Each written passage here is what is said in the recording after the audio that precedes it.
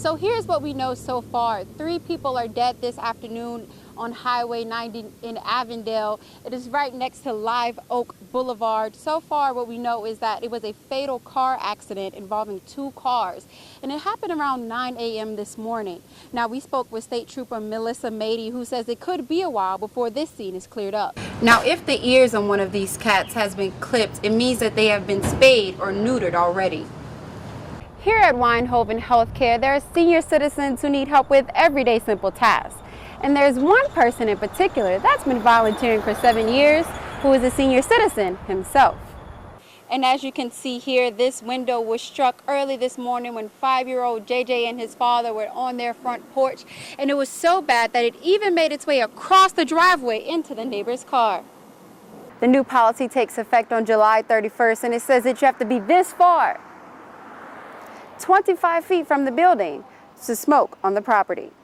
Shatwan said that it was important for her to incorporate her New Orleans roots into the restaurant, from the drinks to the food and even the flavors of the ice cream. Scorched ground, debris, and a few tire tracks are the only visible evidence left of a deadly 2-car crash on a stretch of Highway 90 near Avondale that happened early Tuesday morning. I am not surprised because the traffic going down there is crazy. Absolutely crazy. According to state police, the accident happened around 9 a.m. near Live Oak Boulevard. Recent high school graduate Scott Garcia of Luling was driving a Porsche 911 Carrera heading eastbound when he crossed over the median and into a box truck.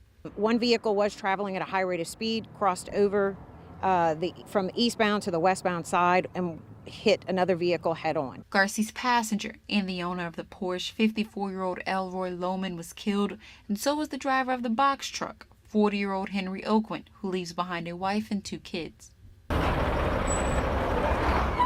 Troopers shut down the road for several hours. It is a little bit of a chaotic scene, and it's mainly because of the damage to the vehicles, and that's things that we have to take into account. Even though Highway 90 is back open, drivers are still concerned. I have seen people doing at least 80 down the highway and, never see any police down that way. So, I guess people think they can do it. Frank Lee, who uses Highway 90 for work every day, says that this stretch of road is very problematic. It's dangerous every day out here, especially when you're coming from Real Burton. You got to cross over the highway to make the turn and get back home. I'm Raykael Morris, reporting. Hundreds of people gathered at Armstrong Park in New Orleans on Saturday to protest President Trump's zero-tolerance policy.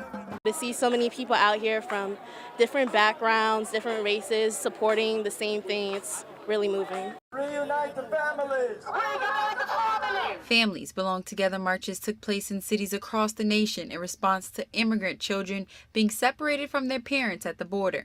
Every major change that has happened in this country has become because of protest, demonstration, standing up and letting your voice be heard. No hate, no fear. Immigrants are welcome here. Santos Canales is an immigrant from Honduras who came to New Orleans to rebuild the city after Katrina. He spoke to us through an interpreter, and he says that he feels encouraged to know that people in his community are committed to trying to solve this issue. I think we can see the great quantity of people who are here today. We know that it's not just us. No borders, no nations. Stop deportation. I came out here today because I don't support the separation of families. I'm a humanitarian, and I don't think it's very humane to separate young children from their parents like that. Abolish ICE! Abolish ICE! Not everyone agrees with that statement. Harold LaRose says that if immigrants want to enter into a country, then they have to follow the law of the land. This country is made of immigrants, but you have to have some kind of process. You can't just let them just flood across the border. You got problems. Then you don't know who they are. You don't know if they're gang members or whatever. I'm sure they're nice people. They're running from persecution, I'm sure, but you still got to vet them and process them and whatever you have to do. U.S. imperialism must go. But most people out here disagree with the president and his policies. I'm a registered Republican, but I'm not having this. This is not what I signed up for. I'm Raykael Morris, reporting.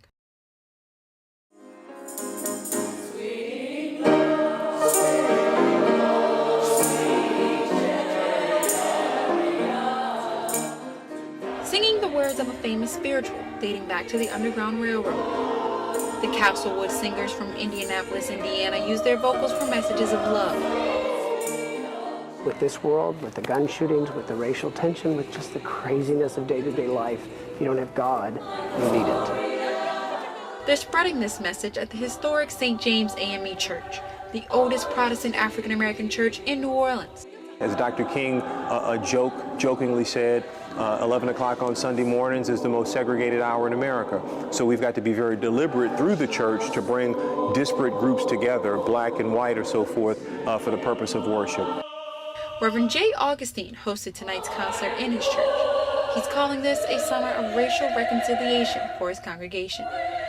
This was really motivated by history, looking at the tragedies of April and June 1968, and obviously the assassinations of the Reverend Dr. Martin Luther King Jr. and then Bobby Kennedy during his presidential campaign.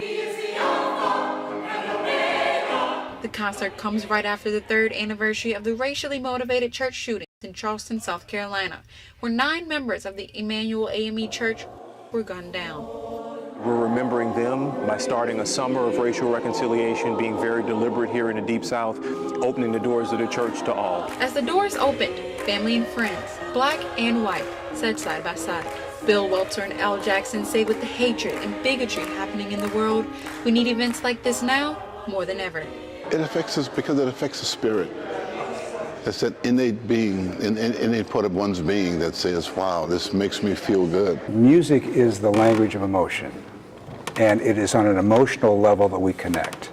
So there's no better way to do this than music. And it's through music, this universal language, those listening to these ballads say that they remind us that love for one another can always prevail over hate. In Tremaine, I'm Raykael Morris.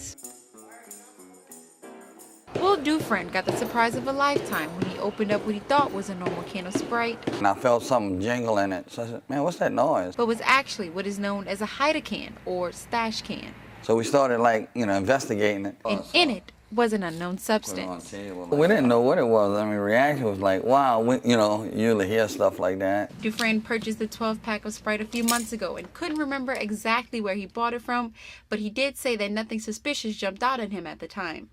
In this world today, anything's possible, It's pretty standard. You'll find these sold on the internet. We showed photos of the can and what was inside to Tyrone Tedesco with the DEA, and he said it doesn't appear to be related to any type of drug trafficking, although it's hard to tell without a formal investigation.